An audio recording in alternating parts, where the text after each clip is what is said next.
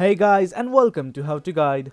In this tutorial, we're gonna look at how to log into your MyHTSpace account. Now let's begin.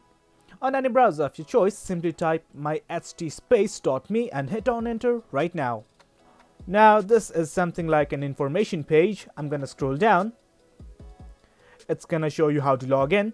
Here's the link right here. Simply open it. And this right here is how you can log in to your MyHTSpace account.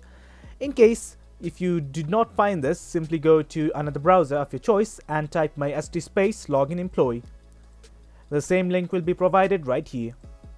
Now you need to enter your username and your password. Do remember that in case you forgot your username or password, you can click on this button and follow the prompts easily. And if everything is okay, simply click on this login button right now.